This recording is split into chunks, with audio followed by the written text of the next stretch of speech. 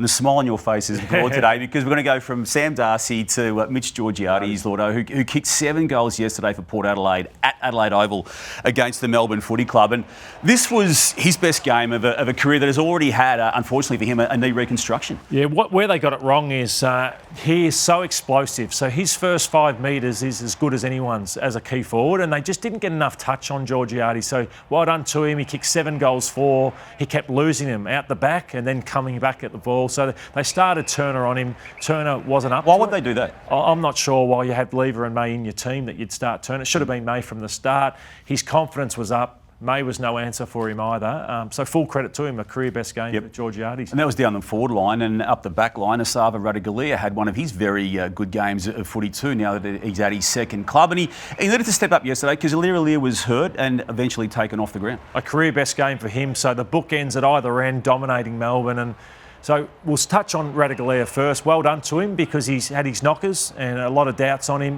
He got traded away and a lot of people thought he just wasn't a smart enough footballer at Geelong, and that's why they traded him to Port Adelaide. But how poor was Melbourne's ball use again? And Simon Goodwin after the game spoke about it. Unfortunately, our entries weren't good enough, but how many times have we heard that from Melbourne over the years? Well, just nothing changes under this coaching of Simon Goodwin. Yet again, Lordo, they lost a game of footy through poor kicking. There are other reasons for it, but on 9 of 14 occasions this season, they've kicked more behinds than goals. They lost an entire final series in 2023 when they kicked 7-11 and then 9-17 respectively against Collingwood and Carlton.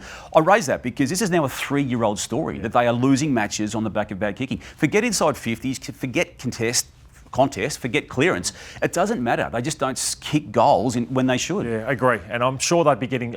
the board should be challenging the footy department of why nothing changes. We saw a little response a month ago, but the last 3 weeks have been pretty poor.